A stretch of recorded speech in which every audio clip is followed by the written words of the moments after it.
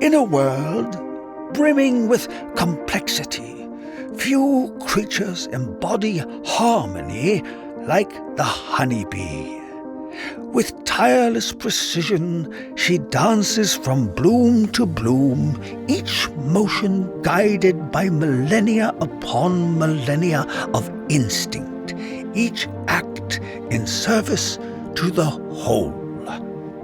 And then there are the beekeepers, watchful stewards of this ancient symbiosis. Part agri-scientist, part poet, they move along their hives with the efficiency of Mo, Larry, and Curly, tending to the bees' needs as best they can comprehend, and with the infrequency of a waterfall in the Sahara, sometimes running off, flapping and flailing like a penguin on a hot sidewalk. This is their journey.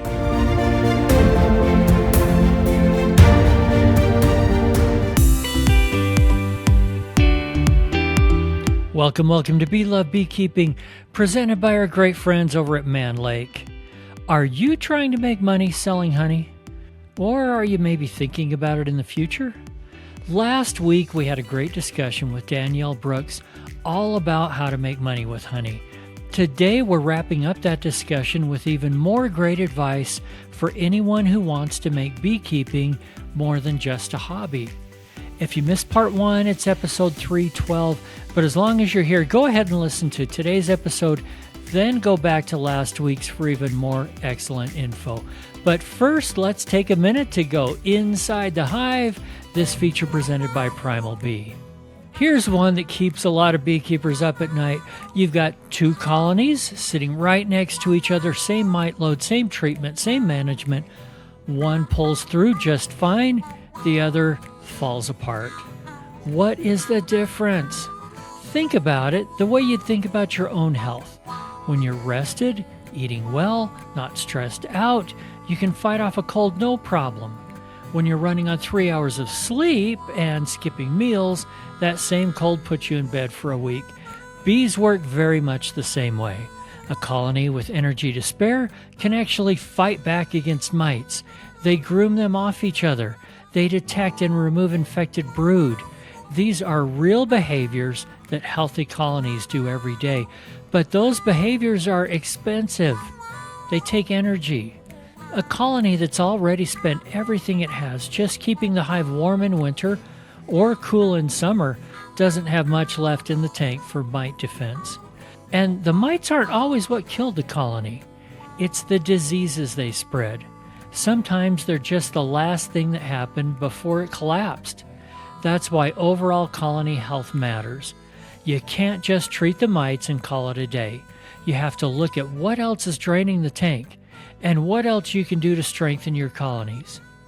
Next time on Inside the Hive, we'll talk about why brood temperature has to be exact and what happens when it's not.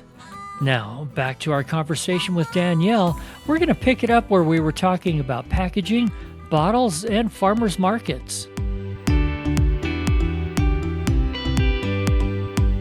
I've made my bed with the French square jar. I'm now married to it. And I do think, going back to brand identity, I do think that it is important to the ethos of Honey Truck. I've spent countless years watching people sitting at a farmer's market, watching people interact with my honey. As soon as they pick up a jar, it fits nicely in their hands. They like that it's glass. As soon as they pick it up, they don't put it down. So when I'm working a farmer's market, my goal is to get a jar of honey into that consumer's hands because I know they're not going to put it down. They're going to want to buy it, and that's going to generate a sale. And so for me, I hang my hat, so to speak, on the French square jar. It's part of our identity as the Honey Truck. I love it. We're learning a lot here. Do you, when you're at these farmers markets and people buy a jar of honey, what do you do to keep them as a long-term customer? Great question. I think a lot of that has to do with their first experience coming to the Honey Truck, whether that's stopping by our brick-and-mortar or meeting us at the farmer's market. it's all in how you make your client feel. Somebody comes up to the honey truck. Typically, they see the vehicle and they're like, "Oh my gosh, this is so cool. My dad had one of these, or my granddad drove one around." And, like, it's a great way to connect with people. You talk about the truck, but then you start talking about bees and how they make honey. And, oh, yeah. And they're like, "Oh, yeah, I don't really drink tea." I'm like, "Hey, great. I use honey in a myriad of different ways. Do you eat granola in the morning?" "Oh, yeah. Yeah, I eat granola and yogurts." Great. Our lavender infused honey is amazing on those things. You could throw it into a smoothie. Do you work out? Honey is a great natural source of energy. Instead of, getting a sugary drink, you could just drizzle some honey into your drink the next time. So a lot of what we do is we're selling a lifestyle. People realize, oh, I can totally do that with honey. I eat ice cream. I could drizzle some honey on top of it. That sounds really delicious. And so a lot of what we do is talk about how people can use honey. I think that helps them to establish a feeling or a sense of trust that they're talking directly with the business owner. Now I obviously have somebody who's working the farmer's market for me, but we are open and honest and transparent about where our honey comes from. I think building that trust is also another avenue that keeps people coming back, because I know businesses that rapidly grow and scale get so far away from their original business motto that you get kind of lost in the noise. And one of the things that I've loved about Honey Truck, even though I do struggle with that, is the slow growth over time mentality. Like, I follow a lot of food brands and I watch them just explode on social media. And I'm like, why is my business not growing that quickly? Like, oh man, I get so jealous of people sometimes. But the slow growth has allowed me to scale my business in a way that's sustainable. I still work with local beekeepers who produce honey. I'm still able to establish those relationships, and that translates with my clients because they know that I'm not lying to them. I have nothing to hide. If you want to come to Honey Truck and see how we put honey in a bottle, come visit. We have a huge, you can't really see it, but like just off to my left is a big window through the wall so you can see our production space. It's like a big glass window because I think it's important that people understand that process. And honestly, I think it's just building trust that keeps your clients coming back. Have you ever thought about giving people something so that they are reminded, hey, wow, the next time I run out of honey, there's no farmer's market going on. I can go to honeydirect.com and buy what I need there. Have you done any of that, whether it's a flyer or a little sticker or a whatever it is? We have done stickers. My kids have business cards. They that have a little discount code on it. My son, who is 6, it makes him feel extremely professional that he can walk up to somebody and say, "My mom sells honey, but here's my card because it will get you $5 off your first order." And so, I mean, it's small and cheesy, but it does work, and it's got that code on it so that when somebody uses that code on my website, I'm able to track that. Every single year I can say, okay, these business cards that we've handed out made X dollars, and these clients over time have been returning clients to Honey Truck. And like I said, with our wholesale partners, I think it's great when I make a sale because I make 100% of that margin. But I'm all about supporting the businesses that support Honey Truck. So if I'm not open, I'm very quick to tell clients, hey, you could go to Chop Shop here in St. Augustine. You can go to Hagen Ace. Like, go support those businesses because then you're supporting too. You're supporting me and you're supporting them. Like, it's a win-win situation. I think that that's kind of how we've chosen to handle that. Those wholesale customers, they get that from a lot of other things they sell. So they kind of expect you to be doing something to help them out. Yeah, absolutely. That's something else to consider in the cost of your jar. Have you thought about where are your marketing materials going to come from? We have printouts for postcards for crystallization, how to reverse the process. What is crystallization? Why does it happen? We have shelf talkers that are little folding cards that sit on the shelf that say, our honey has been featured on the Today Show. We're a Best of the South by Southern Living brand. Those sorts of things are signals from other businesses, not me just sitting there saying, I sell really delicious honey. These are huge companies that are saying, this brand is credible. She is who she says she is, and we stand behind her.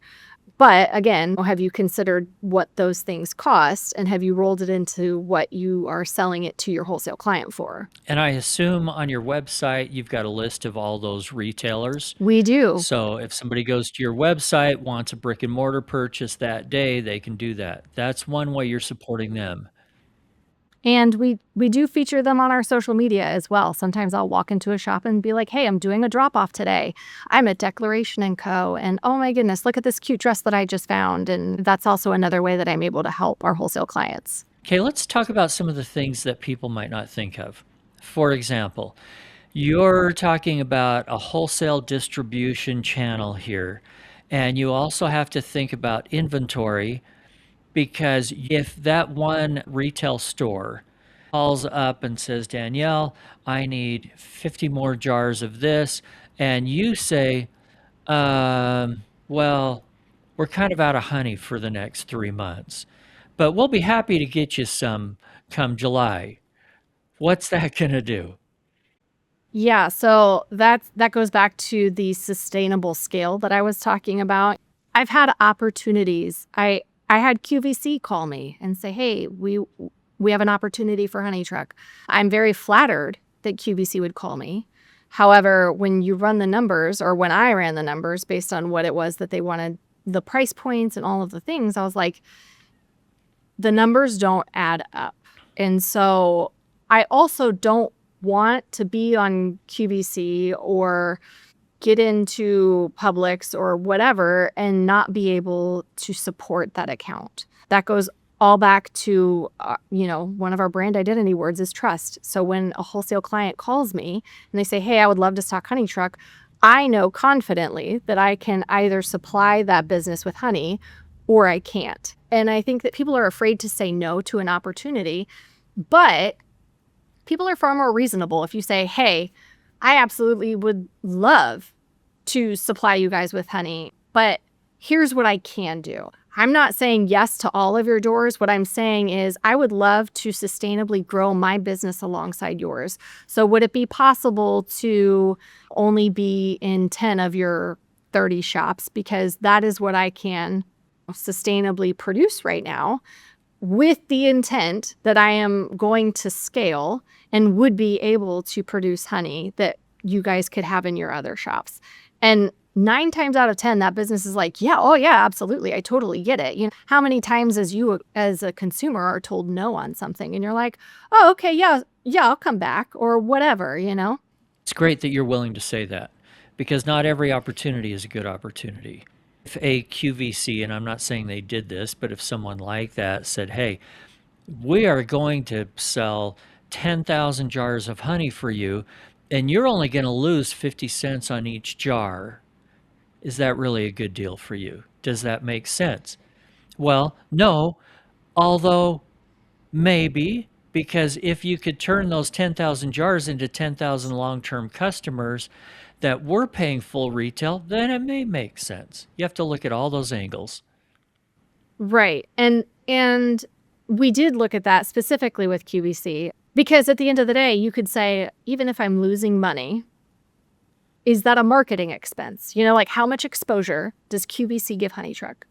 A lot. It gives us a lot of exposure. And honestly, that particular decision boiled down to, is this my exact target audience?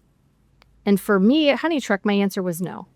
And that's why I chose to not take that opportunity then. However, I would say that door is still open. The contact that I had at QVC, I said, hey, here's where I'm at financially and why I'm making this choice. But I would love to leave the door open when we grow and scale and we're able to buy in even more volume than I'm purchasing now and my costs come down. Is this still a situation where I could email you back and say, hey, I'm ready for another bite at QVC? And she was like, yeah, sure. So that could shift things in the future, especially as my target audience is getting older. But it's still an open door, even though I said no in the moment. Because you handled it right. Have you ever thought about some kind of a subscription deal? Honey of the month kind of thing? I have. I just haven't thought of the right thing yet. If we do it, I want it to be done well. So I typically I use the term crock potter. When I'm in a big meeting or having a discussion with a friend, I like to just kind of sit quietly for a while. And I'm like, hey, I'm just absorbing information, and I like to let it stew or crock pot.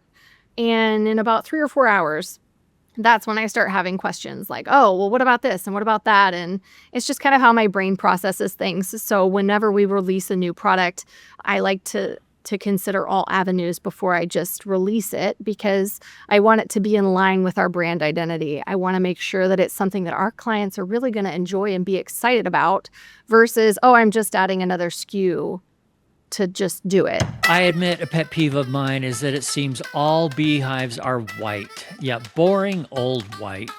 And just when I get a pet peeve, Man Lake comes to the rescue with their new color collection. The vibrant new line of colorful beekeeping hive kits designed to turn your backyard into a buzzing work of art. Each kit comes completely assembled, ready to add to your bee yard, but with a big splash of personality.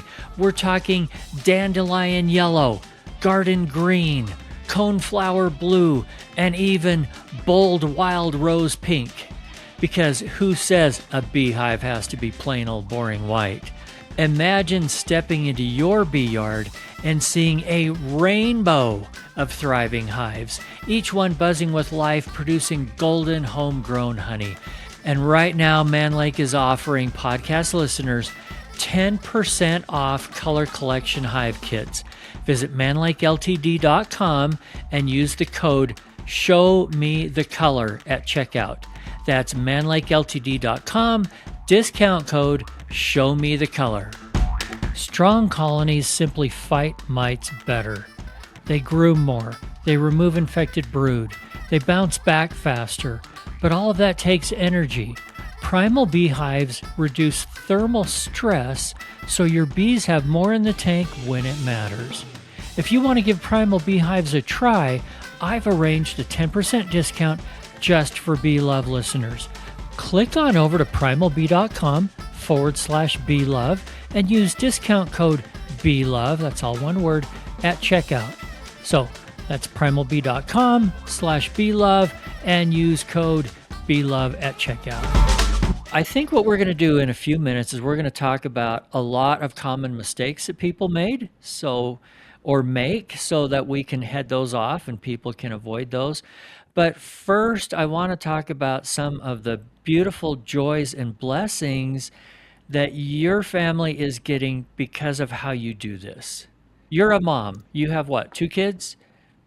2 kids, a 4 and a 6-year-old, a son, Lincoln, who is 6, and my daughter, Imogen, is 4. And because of the way you run your business, how does that afford you more time with them? Because it's easy to get into a business and have it take over our whole life, and we're working 80 hours a week. Absolutely. So starting the business the way that I did, it kind of started off as my side gig. I was a full-time family photographer, and I was just beekeeping on the side, doing farmers markets on the weekend, and it was pretty great. And then there was a moment where I pivoted and said, I'm done with photography. I'm pursuing Honey Truck full-time. And it was when we first started Honey Truck that my husband and I decided that was when we wanted to start having kids. We couldn't. It took 3 years to get pregnant. And even then, we thought that our first child, Lincoln, was a miracle baby, great. We were going to go down the road of adoption, which I think is beautiful and lovely, but we weren't quite ready for it yet. And so him coming along was definitely a surprise. And then COVID happened and the world shut down, which honestly, I wasn't terribly sad about because I was at home with my newborn baby and I was like, great, I don't have to see anybody. I'm going to stay home in my jammies and be a mom and do my mom thing. And I was doing online marketing with Honey Truck and making online sales and able to ship from my house, which was great. And then I very quickly got pregnant with my daughter because we didn't think we could get pregnant, and we did. And she has been amazing. But again, I'm at home with 2 kids under 2 years old. It really just kind of set, again, the trajectory of Honey Truck. Anybody who has a child in childcare can tell you right now, it is incredibly expensive to put your kid in childcare. And we could not afford it at the time. And so I made the choice to say, I'm going to be a part-time stay-at-home mom. We're going to pay for childcare on Tuesdays and Thursdays. We found a great school that was willing to work with us on that. And then slowly over time, it became, all right, well, we're going to switch at the school year to do Monday, Wednesday, Friday. And then suddenly my son is in VPK, so he's in school 5 days a week, and my daughter is there 3 days a week. And it just kind of worked with the schedule. So as of March 12th, when we're filming this, I have only been really full time at Honey Truck for about 6 or 8 months since my daughter has started VPK and my son is in kindergarten. And that flexibility has been everything to me. But that means that I say no to things, which is really hard because I want to say yes. I want to do all of the things. But my first job is being a mom to my kids. And so that has been the choice that I've made. And that kind of helps me determine what else I need to do that is a priority. And so I use the term primary parent, which is not a knock on my husband at all. He is a very involved parent, but kid gets sick. Hey, your daughter has a fever. You need to come and get her from school. I'm the one that goes and does that.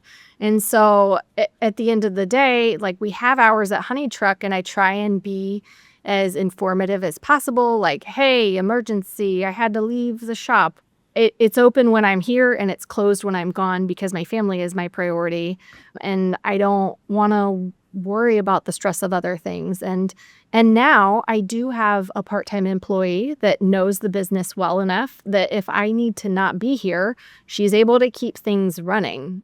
So just as people think about growing and scaling, this year I've been able to say, have I created myself a stressful job, or have I created a business that I can sell? Because for me, my end game is I want to sell Honey Truck. Like, not today, like, I'm in my 30s. So maybe in 20 years from now, I would love to sell Honey Truck. And so I've got a long ways, hopefully, to work myself towards that goal. But in order to be able to do that, I have to have systems and operations in place that aren't just up here, they're on paper, so that somebody knows this is what Danielle does, this is how it gets done, and this is my job should she not be here. So when you're thinking about those things and bringing along somebody, make sure that you start writing that stuff down so that you're not just creating yourself a stressful job, you're creating something that is a sellable entity. Such valuable advice. The thing that you were just talking about with your priorities, it reminds me of what you said a little while ago about the priorities in the business itself, which is you defined your target audience. Once you did that, it helped you make all these other decisions. Should I be on QVC? Should I be in a hardware store? Should I be in an upper end store? It helps you make all those decisions. And when you do that with your personal life priorities as well, it helps you make all the decisions that you need to make regarding not only that, but how your business influences that. So thank you. Great advice.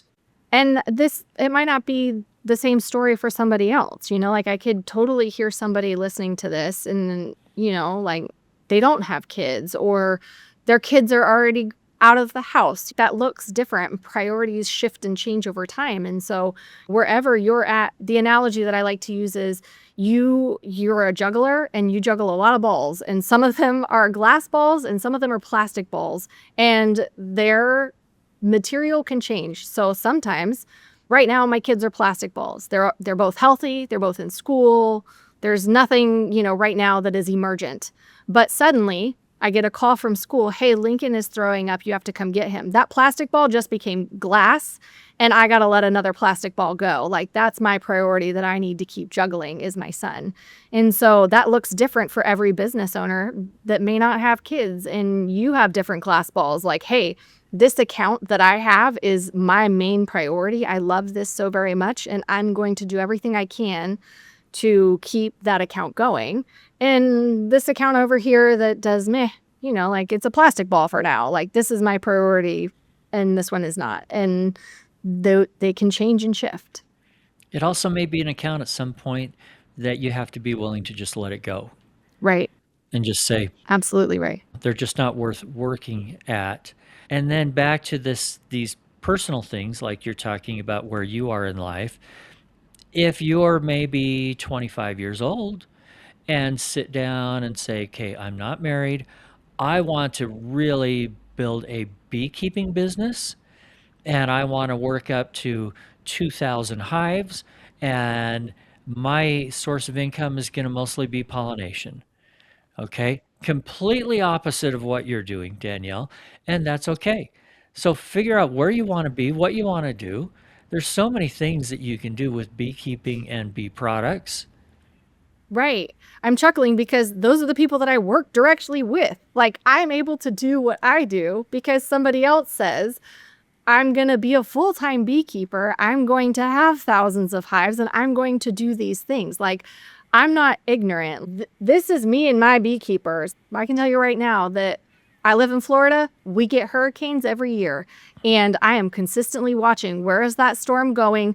I know where my beekeepers have their bees, generally speaking, and if it's going to an area where I know I have a beekeeper who has bees, I'm very quick to pick up the phone and say, hey, I know that I'm not a commercial beekeeper, but I know my way around a beehive. Do you need help relocating your bees? What do you need from me?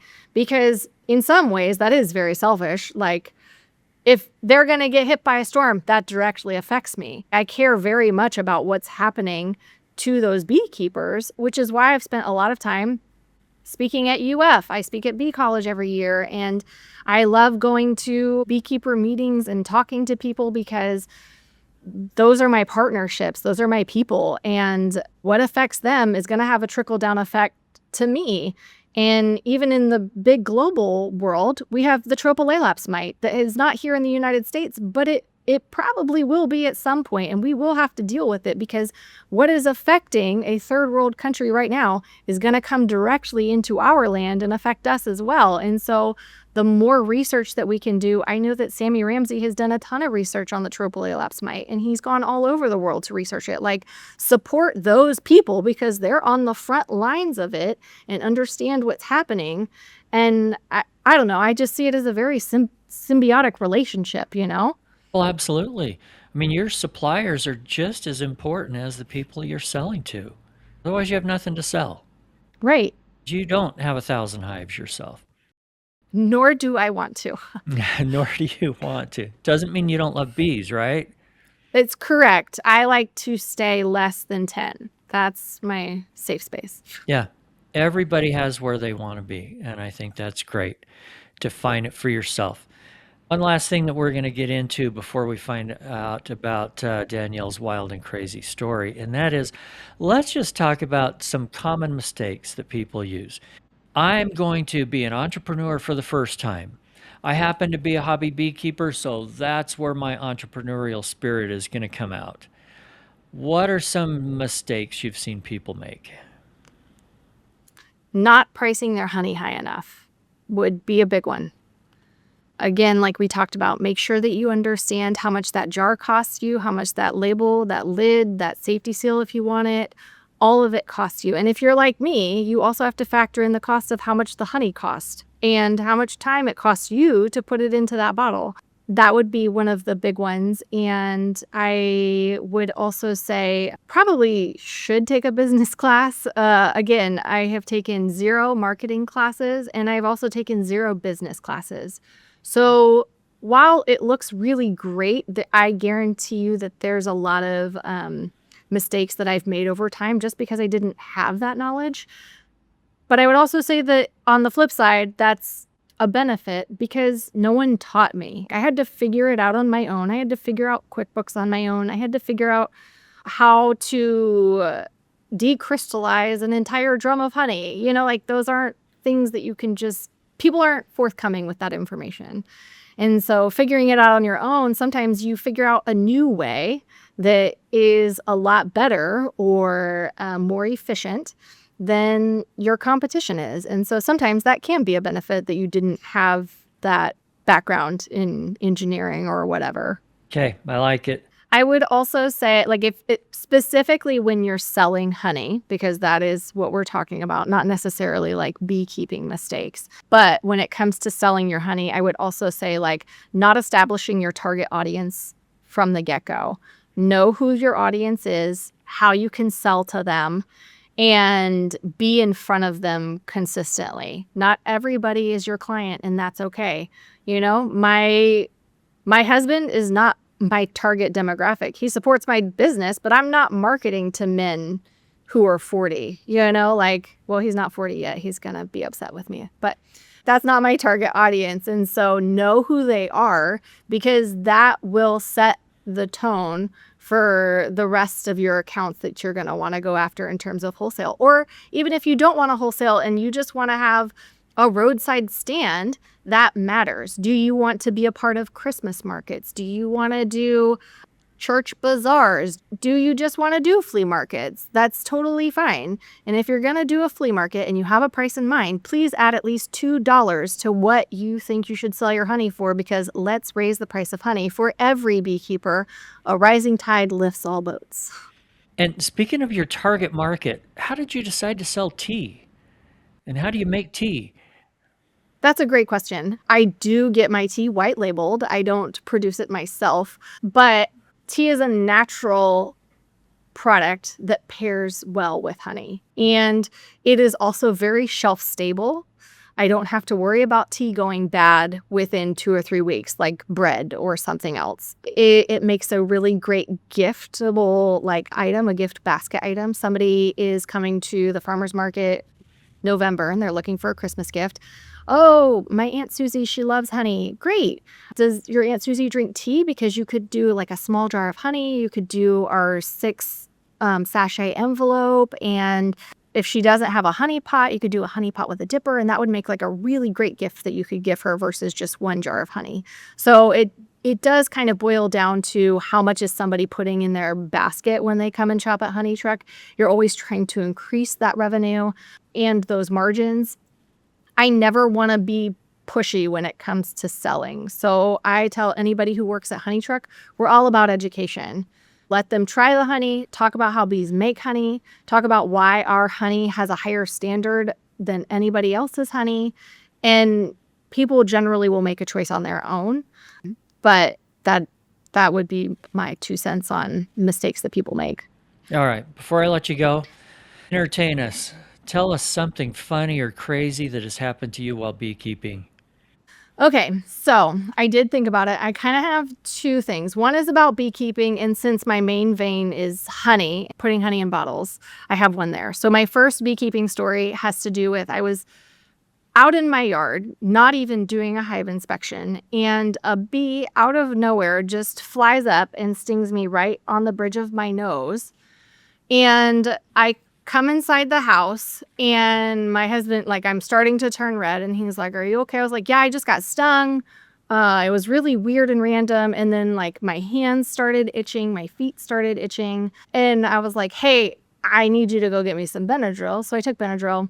And in about 20 minutes, I had no eye sockets. I couldn't see anything. I had to sit on the couch, just completely helpless. And thankfully, I ended up getting a stronger antihistamine to help with that. But I had actually just gotten back from bee college and heard Dr. Jamie Ellis talk about bee stings and how as long as your throat's not closing up, you're pretty okay with a bee sting. And so the whole time, even though I'm freaking out that my vision is now going away with the swelling, I was like, but I can breathe. I can breathe just fine. So the Benadryl will work at some point and I'll be all right. And so that's kind of my story with beekeeping. And then with honey, as you can imagine, moving honey in drums is no small feat, especially for, a small set female. But we have our methods. And so I was making bourbon honey, and I had actually pumped honey into the barrel. There are these huge oak barrels that they put bourbon in. And so it had the hole on the front is called a bung. And I was on the phone with my friend, and I'm just kind of walking around our production space. And I noticed that there's a little bit of honey dripping from the bung. And I was like, well, that's not great. So I go and I take a mallet, and I'm like, I'm just going to tap this in. And I go tap, tap, tap. And all of a sudden, the bung shoots out, and honey starts flying everywhere. And I'm on the phone with my friend, and I'm like, oh my gosh, oh my gosh, oh my gosh. And she's like, what? And I'm like, honey's everywhere. And so I it's literally just gushing, and I'm seeing dollar bills just flying out the window. And I'm like, okay, I got to find the bung. So I find it and I shove it back in there, and I'm covered in honey. There's no one here with me. And I'm like, what am I going to do? So I try as hard as I can to just get it stabilized and shove it in as hard as I can. And then I like slowly remove my hand, and I'm like, all right, it's going to stay. I know I have ratchet straps in my truck. So I run out to my truck completely coated in honey, grab the ratchet strap and ratchet it all together, and finally stabilize it. But that would probably be like my funniest story in terms of honey production that's happened here. That is awesome. Do you happen to have pictures of either of those things, like when your eyes swelled shut? No, I do not. Oh, darn. Okay. Social media would have loved that one. Yeah. And I can see how you would not have been able to take a picture when you're covered with honey with the oat barrel. No. And yeah, you think twice about posting things to social media. I don't know. I have no It is what problem it is. posting something embarrassing of you to social media. I know. That's why I don't have that photo of myself anymore. All right. So you did have one. Your husband has it somewhere. I'll call him. I'm sure he does. Danielle Brooks from Honey Truck. It's been really a lot of fun, and we've learned a ton. Thank you for being with me today. Thank you so much for having me. I appreciate it. Thanks again for joining us on Bee Love Beekeeping, presented by Man Lake. Another big thank you goes to Vita Bee Health for their support. Vita's Varroa control range of products includes Apistan, Epigard, and now Varoxan, extended release oxalic acid strips. Hey, thanks a lot, guys. And if you haven't yet, please subscribe to and follow the show, tell your friends about it, and click on over to beelovebeekeeping.com to sign up for our free newsletter. If you have a guest suggestion or topic you'd like discussed on the show, shoot me an email, eric@beelovebeekeeping.com.